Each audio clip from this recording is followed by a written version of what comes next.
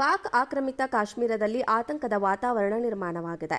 ಪಹಲ್ಗಾಮ್ ದಾಳಿಯ ಬಳಿಕ ಭಾರತಕ್ಕೆ ಬಿಸಿ ಮುಟ್ಟಿಸಲು ಹೋಗಿ ಪಾಕಿಸ್ತಾನ ಮತ್ತೆ ತನ್ನ ಕೈ ಸುಟ್ಟುಕೊಂಡಿದೆ. ಮುಖವಾಡ ಕಳಚಿ ಬೀಳ್ತಾ ಇದ್ರೂ ಮೇಕಪ್ ಮಾಡಿಕೊಳ್ಳುವುದಕ್ಕೆ ಹೋರಾಟ ಪಾಕಿಸ್ತಾನ ಬಣ್ಣ ಮತ್ತೆ ಬಯಲಾಗಿದೆ. ಪಹಲ್ಗಾಮ್ ದಾಳಿ ಕುರಿತು ಭಯೋತ್ಪಾದನಾ ಆಗ್ರಹ ದಳಕ್ಕೆ ಎನ್ಐಎ ಪ್ರಾಥಮಿಕ ವರದಿ ನೀಡಿದ್ದು, ಅದರಲ್ಲಿ ದಾಳಿ ಹಿಂದೆ ಪಾಕಿಸ್ತಾನದ ಕೈವಾಡ ಇದೆ ಅಂತ ಹೇಳಿದೆ. ಪಾಕಿಸ್ತಾನದ ಗುಪ್ತಚರ ಸಂಸ್ಥೆಯಾದ ಐಎಸ್ಐ ಮತ್ತು ಭಯೋತ್ಪಾದಕ ಗುಂಪು ಎಲ್ಇಟಿ ಕೈವಾಡ ಇದೆ ಅಂತ ಉಲ್ಲೇಖಿಸಲಾಗಿದೆ.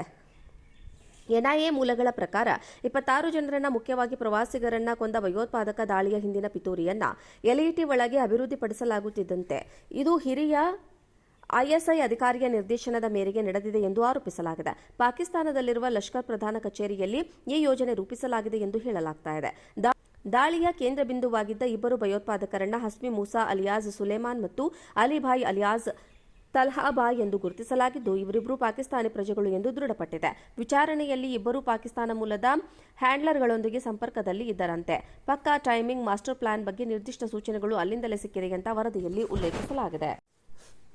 ಪಾಕ್ ಆಕ್ರಮಿತ ಕಾಶ್ಮೀರದಲ್ಲಿ ಆತಂಕದ ವಾತಾವರಣ ನಿರ್ಮಾಣವಾಗಿದೆ. ಪಹಲ್ಗಾಮ್ ದಾಳಿಯ ಬಳಿಕ ಭಾರತಕ್ಕೆ ಬಿಸಿ ಮುಟ್ಟಿಸಲು ಹೋಗಿ ಪಾಕಿಸ್ತಾನ ಮತ್ತೆ ತನ್ನ ಕೈ ಸುಟ್ಟುಕೊಂಡಿದೆ. ಮುಖವಾಡ ಕಳಚಿ ಬೀಳ್ತಾ ಇದ್ರೂ ಮೇಕಪ್ ಮಾಡಿಕೊಳ್ಳುವುದಕ್ಕೆ ಹೋರಾಟ ಪಾಕಿಸ್ತಾನ ಬಣ್ಣ ಮತ್ತೆ ಬಯಲಾಗಿದೆ. ಪಹಲ್ಗಾಮ್ ದಾಳಿ ಕುರಿತು ಭಯೋತ್ಪಾದನಾ ಆಗ್ರಹ ದಳಕ್ಕೆ ಎನ್ಐಎ ಪ್ರಾಥಮಿಕ ವರದಿ ನೀಡಿದ್ದು, ಅದರಲ್ಲಿ ದಾಳಿ ಹಿಂದೆ ಪಾಕಿಸ್ತಾನದ ಕೈವಾಡ ಇದೆ ಅಂತ ಹೇಳಿದೆ.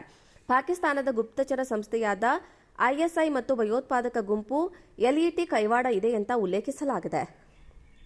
ಎನ್ಐಎ ಮೂಲಗಳ ಪ್ರಕಾರ 26 ಜನರನ್ನ, ಮುಖ್ಯವಾಗಿ ಪ್ರವಾಸಿಗರನ್ನ ಕೊಂದ ಭಯೋತ್ಪಾದಕ ದಾಳಿಯ ಹಿಂದಿನ ಪಿತೂರಿಯನ್ನ ಎಲ್ಇಟಿ ಒಳಗೆ ಅಭಿವೃದ್ಧಿಪಡಿಸಲಾಗುತ್ತಿದ್ದಂತೆ ಇದು ಹಿರಿಯ ಐಎಸ್ಐ ಅಧಿಕಾರಿಯ ನಿರ್ದೇಶನದ ಮೇರೆಗೆ ನಡೆದಿದೆ ಎಂದು ಆರೋಪಿಸಲಾಗಿದೆ. ಪಾಕಿಸ್ತಾನದಲ್ಲಿರುವ ಲಷ್ಕರ್ ಪ್ರಧಾನ ಕಚೇರಿಯಲ್ಲಿ ಈ ಯೋಜನೆ ರೂಪಿಸಲಾಗಿದೆ ಎಂದು ಹೇಳಲಾಗುತ್ತಿದೆ. ದಾಳಿಯ ಕೇಂದ್ರ ಬಿಂದುವಾಗಿದ್ದ ಇಬ್ಬರು ಭಯೋತ್ಪಾದಕರನ್ನ ಹಸ್ಮಿ ಮೂಸಾ ಅಲಿಯಾಸ್ ಸುಲೇಮಾನ್ ಮತ್ತು ಅಲಿಭಾಯ್ ಅಲಿಯಾಸ್ ತಲ್ಹಾಬಾಯ್ ಎಂದು ಗುರುತಿಸಲಾಗಿದ್ದು, ಇವರಿಬ್ಬರು ಪಾಕಿಸ್ತಾನಿ ಪ್ರಜೆಗಳು ಎಂದು ದೃಢಪಟ್ಟಿದೆ. ವಿಚಾರಣೆಯಲ್ಲಿ ಇಬ್ಬರು ಪಾಕಿಸ್ತಾನ ಮೂಲದ ಹ್ಯಾಂಡ್ಲರ್ಗಳೊಂದಿಗೆ ಸಂಪರ್ಕದಲ್ಲಿ ಇದ್ದರಂತೆ. ಪಕ್ಕಾ ಟೈಮಿಂಗ್ ಮಾಸ್ಟರ್ ಪ್ಲಾನ್ ಬಗ್ಗೆ ನಿರ್ದಿಷ್ಟ ಸೂಚನೆಗಳು ಅಲ್ಲಿಂದಲೇ ಸಿಕ್ಕಿದೆ ಅಂತ ವರದಿಯಲ್ಲಿ ಉಲ್ಲೇಖಿಸಲಾಗಿದೆ. ಪಾಕ್ ಆಕ್ರಮಿತ ಕಾಶ್ಮೀರದಲ್ಲಿ ಆತಂಕದ ವಾತಾವರಣ ನಿರ್ಮಾಣವಾಗಿದೆ. ಪಹಲ್ಗಾಮ್ ದಾಳಿಯ ಬಳಿಕ ಭಾರತಕ್ಕೆ ಬಿಸಿ ಮುಟ್ಟಿಸಲು ಹೋಗಿ ಪಾಕಿಸ್ತಾನ ಮತ್ತೆ ತನ್ನ ಕೈ ಸುಟ್ಟುಕೊಂಡಿದೆ. ಮುಖವಾಡ ಕಳಚಿ ಬೀಳ್ತಾ ಇದ್ರೂ ಮೇಕಪ್ ಮಾಡಿಕೊಳ್ಳುವುದಕ್ಕೆ ಹೋರಾಟ ಪಾಕಿಸ್ತಾನ ಬಣ್ಣ ಮತ್ತೆ ಬಯಲಾಗಿದೆ. ಪಹಲ್ಗಾಮ್ ದಾಳಿ ಕುರಿತು ಭಯೋತ್ಪಾದನಾ ಆಗ್ರಹ ದಳಕ್ಕೆ ಎನ್ಐಎ ಪ್ರಾಥಮಿಕ ವರದಿ ನೀಡಿದ್ದು, ಅದರಲ್ಲಿ ದಾಳಿ ಹಿಂದೆ ಪಾಕಿಸ್ತಾನದ ಕೈವಾಡ ಇದೆ ಅಂತ ಹೇಳಿದೆ. ಪಾಕಿಸ್ತಾನದ ಗುಪ್ತಚರ ಸಂಸ್ಥೆಯಾದ ಐಎಸ್ಐ ಮತ್ತು ಭಯೋತ್ಪಾದಕ ಗುಂಪು ಎಲ್ಇಟಿ ಕೈವಾಡ ಇದೆ ಅಂತ ಉಲ್ಲೇಖಿಸಲಾಗಿದೆ.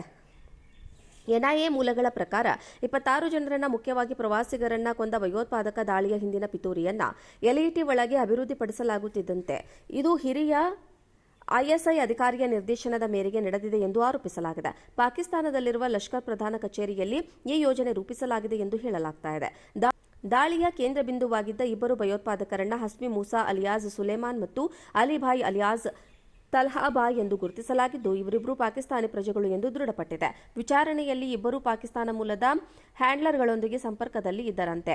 ಪಕ್ಕಾ ಟೈಮಿಂಗ್ ಮಾಸ್ಟರ್ ಪ್ಲಾನ್ ಬಗ್ಗೆ ನಿರ್ದಿಷ್ಟ ಸೂಚನೆಗಳು ಅಲ್ಲಿಂದಲೇ ಸಿಕ್ಕಿದೆ ಅಂತ ವರದಿಯಲ್ಲಿ ಉಲ್ಲೇಖಿಸಲಾಗಿದೆ.